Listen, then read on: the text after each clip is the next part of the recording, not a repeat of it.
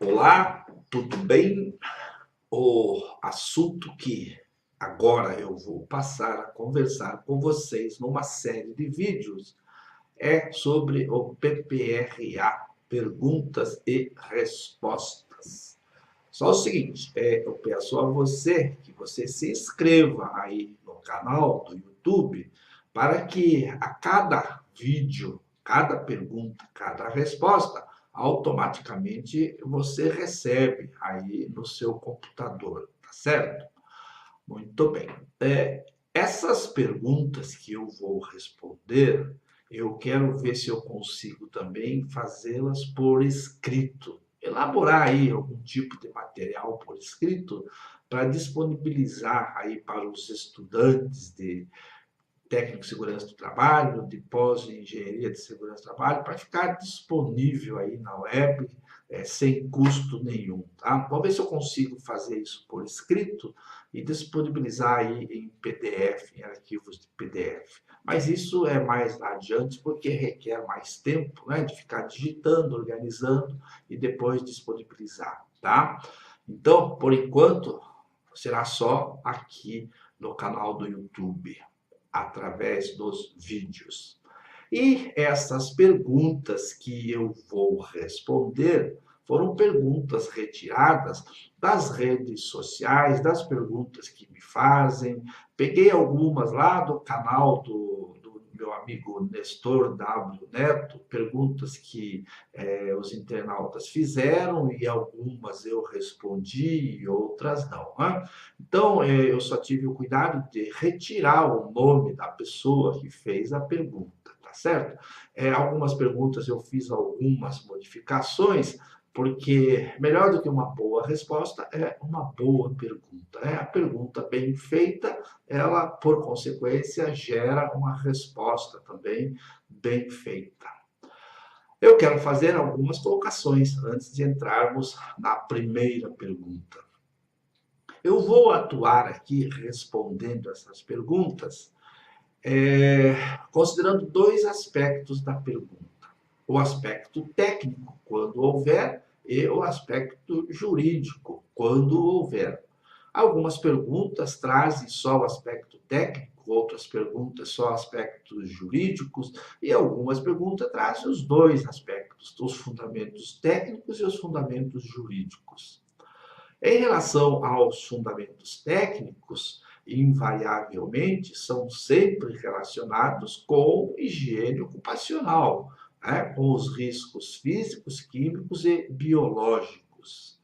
E em relação aos fundamentos jurídicos, ao aspecto jurídicos, são interpretações da norma, da legislação, da NR9, que é um direito trabalhista.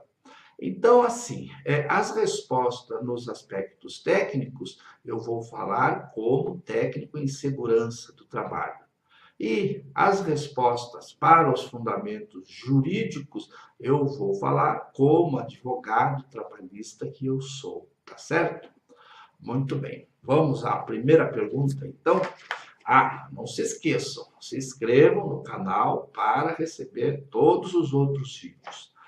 Primeira pergunta aqui, uma colega pergunta o seguinte: gostaria de saber se podemos elaborar um PPRA com funções que já existiram na empresa, porém não existem mais, ou seja, o número de funcionários expostos na atualidade sendo zero. E aí, nessa pergunta, eu li algumas respostas de pessoas dizendo que não pode fazer, porque isso é uma fraude, porque o PPRA não pode voltar atrás, não pode fazer previsão do que já existia, não existe mais. Ora, totalmente equivocada essa resposta. Pode fazer sim, sem nenhum problema, porque o objetivo do PPRA é a avaliação dos riscos ambientais, independente de quantas funções, de quantas pessoas trabalham naquele local que foi avaliado. E nós devemos considerar que uma empresa, as mais organizadas, tem os planos de cargos e salários. Então, a empresa tem uma relação de cargos e esses cargos trazem a definição das suas funções, das atividades que aquele cargo desenvolve, seja no setor A, no setor B ou no setor C. Então, esse cargo, ele pode existir hoje e não existir amanhã. Ao contrário, ele pode ter existido ontem e amanhã não vai existir mais naquele setor, num outro setor. Então, não há problema algum em fazer a avaliação de um cargo, das funções desenvolvidas por um cargo. Se você for fazer a análise por função, não tem problema nenhum em fazer a avaliação daquele cargo, o fato do cargo, da pessoa não existir, não estar trabalhando ali.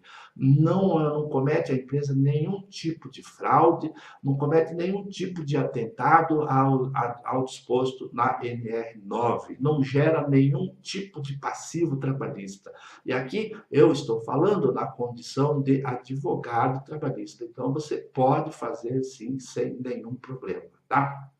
Agora, vamos considerar, para enriquecer mais essa resposta, que quando você elabora o seu PPRA, você pode elaborar, por exemplo, numa empresa pequena, o grupo homogêneo de exposição de uma empresa pequena num único local. Imagina que a empresa tem só um barracão, tem um ambiente só, e ali naquele ambiente trabalham 20 pessoas. Ali tem auxiliar de produção, tem ferramenteiro, tem operador de máquinas, tem o encarregado, tem o gerente, enfim. Você vai analisar naquele quadrado, naquele setor, naquela área, naquele ambiente, você vai analisar ali os riscos físicos, os riscos químicos, os riscos biológicos, os riscos de acidentes, sim, senhor, os riscos ergonômicos, e você vai colocar isso numa planilha. Você vai disponibilizar no teu documento principal através de planilhas, através de mapas de plantas. Você vai colocar as medições, as análises daquilo que você inicialmente observou e depois você avaliou, né? E daí você vai dar continuidade no teu PPRA, no estabelecimento das prioridades de monitoramento, de controle e depois, ao final, o cronograma de ações. Mas a avaliação, o reconhecimento dos riscos, você vai fazer de uma forma total daquele ambiente. E depois, lá naquela planilha, você vai descrever. São 10 auxiliares de produção, um ferramenteiro, um encarregado, 2 operadores de máquinas. Por quê? Porque o item 9.3.3 da NR9 determina que você tem que informar o número de trabalhadores expostos e as suas atividades, tá certo? Agora, você pode também fazer assim, departamentalizar ou então você fazer por funções. Você pode fazer no teu PPRA uma análise, por exemplo, aqui, ó, lá no setor A, né? Você vai pegar quem que trabalha lá? Ah, trabalha o ferramenteiro, trabalha o auxiliar de produção, enfim, você vai fazer por funções.